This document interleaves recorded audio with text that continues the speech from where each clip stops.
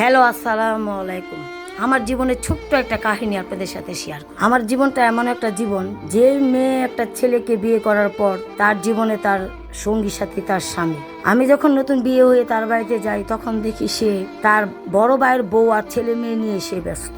বিয়ের পর থেকে সে যে ছেলে মেয়ে, ভাইয়ের বউ আর ছেলে মেয়ে নিয়ে ব্যস্ত, ভাবছি বিয়ের পর হয়তো কিছুদিন গেলে সে হয়তো অন্যরকম হয়ে যাবে, কিন্তু সে আর কখনো এমন হয়নি। তার ছেলে মেয়েগুলা, ভাইয়ের ছেলে মেয়েগুলা বড় হলো, সে তাদেরকে নিয়ে ব্যস্ত। তার নিজের সংসার দেখার মতো সময় তার হাতে কখনো ছিল না, আজও নেই। তাহলে একটা মেয়ে যখন বিয়ে করার পর একটা স্বামীর সাথে তার জীবনটা সুন্দর করতে চায়, তখন সে দেখে তার জীবনে তার বড় ভাইয়ের বউই তার জীবনের সব কিছু। তারপরও মনে করেন আমরা বংশধর মেয়ে বলে আমার মা বাবা কখনো এক বিয়ে করার পর দ্বিতীয় বিয়ে করার চিন্তা ভাবনা করেনি, তাই আমরাও কখনো করতে পারিনি। এই যে দেখেন, আমার স্বামী তার বড় ভাইয়ের বউর সাথে আমি বিয়ে করার পর থেকে যে সম্পর্ক, ওই ছেলে মেয়ে নিয়ে সে সারা জীবন ব্যস্ত। এক ছেলে থাকে, তার বড় ভাইয়ের এক ছেলে থাকে আমেরিকা, বউ নিয়ে, বাচ্চা নিয়ে। এক ছেলে বানাইছে র্যাব, এক ছেলে বানাইছে কোরআনে হাফেজ, তিনটা ছেলে, দুইটা মেয়েও ভালো ভালো জায়গা বিয়ে দিছে। বাপ হলো একটা কৃষক, আমার যে বাসুর সে হলো একটা কৃষক। কৃষকের পক্ষে কি সম্ভব ছেলে আমেরিকা দেওয়া, ছেলেকে র্যাব বানানো, এক ছেলে কোরআনে হাফেজ বানানো, দুইটা বাচ্চা, মেয়ে বাচ্চাকে ভালো জায়গা বিয়ে দেওয়া? কখনো সম্ভব না। কেন সম্ভব না? একটা কৃষক কি করতে পারে? সে খালি ফসল ফলায়। সে কি আমেরিকা যাওয়ার টাকা জোগাড় করতে পারবে? না একটা ছেলেকে র্যাব বানানো করতে পারবে? পারবে না। একমাত্র হাত হলো আমার স্বামী। আমার স্বামী মনে করেন তার বড় ভাইয়ের সংসার সাজাতে গিয়ে আমার জীবনটা একদম নষ্ট করে দিয়েছে। আমার ছেলে মেয়ে আজকে অসহায়। আমার ছেলে বিদেশ যেতে পারে না টাকার জন্য, ভালো একটা দেশে আশা করতে পারে না।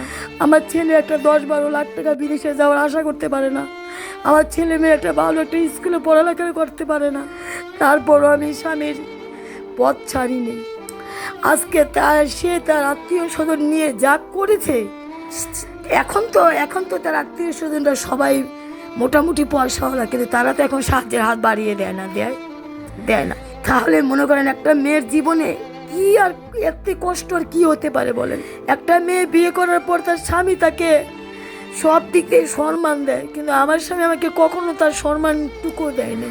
আজকে আমার ছেলেটা মনে করেন আমাদের ঢাকা শহরটা একদম নষ্ট হয়ে গেছে। আমার ছেলেটাও পুরোপুরি নষ্ট হয়ে যাচ্ছে। বড় ছেলেটা নেশা পানিতে দেশটা ভরে গেছে। আমার বড় ছেলেটাও নষ্ট হয়ে যাচ্ছে। এখন ছেলেটা যদি একটা ভালো দেশে যাইতে চায়, আমি তাকে পাঠাতে পারি না, কারণ আমার স্বামী সারা জীবন তার বড় ভাইয়ের ছেলে মেয়ে নিয়ে ব্যস্ত ছিল। আর আমার ভাই বোন বলেন, বাবা মা যতদিন বেঁচে থাকে ততদিন থাকে ভাই বোন। যখনই বাবা মা মারা যায় তখন আর ভাই বোন থাকে না। কারো বিপদে কেউ হাত বাড়িয়ে দেয় না। অসুস্থ হয়ে ঘরে পড়ে থাকবেন, কোনো ভাই বোন আসবে না আপনাকে এক গ্লাস শরবত বানিয়ে নিয়ে। কিন্তু আপনার হাতে যখন 2 হাত ভরে টাকা থাকবে, তখন দেখবেন পাশে সব ভাই বোন আছে খাবার জন্য। কিন্তু অসুস্থ হয়ে বিছনা পড়ে থাকলে কোনো ভাই বোন এক গ্লাস শরবত নিয়ে আপনি দুয়ারটাকে বাইরায় না। এটাই মানুষের জীবন।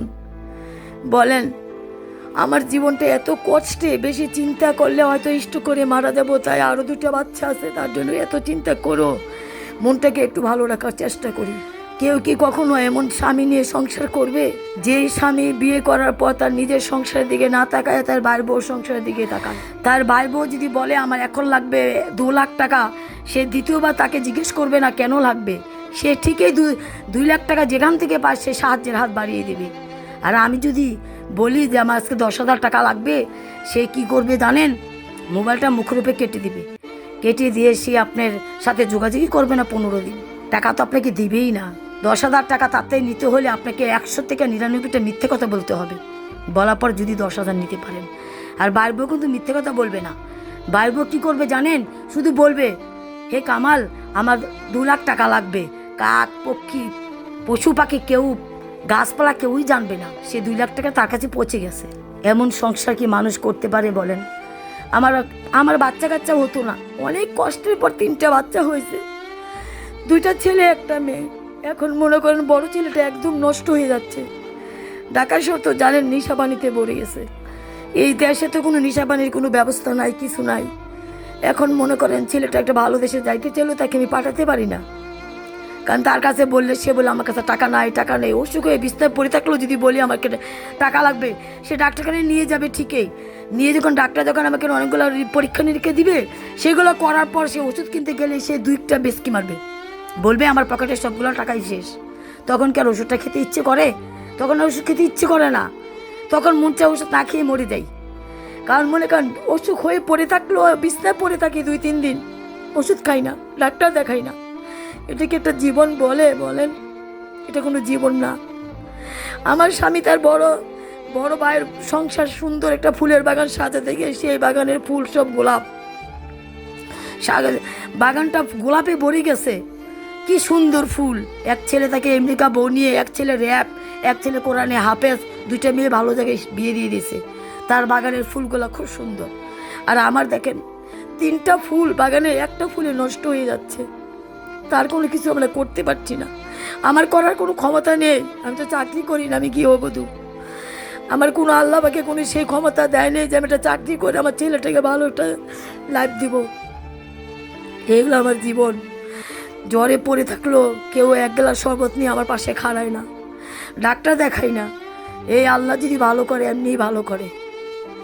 মেয়েটাকে ভালো একটা স্কুলে পড়াতে পারি না, সামান্য একটা সরকারি হবে হলেও হয় না, উদয়ন স্কুল, মোল্লা টেক। এই মেয়েটাকে একটা ভালো একটা স্কুলে পড়াতে পারি না, মেয়েটা মেট্রিক পরীক্ষা দেওয়ার পরে ভালো একটা কলেজে ভর্তি করতে পারবো কিনা সেটাও জানি না।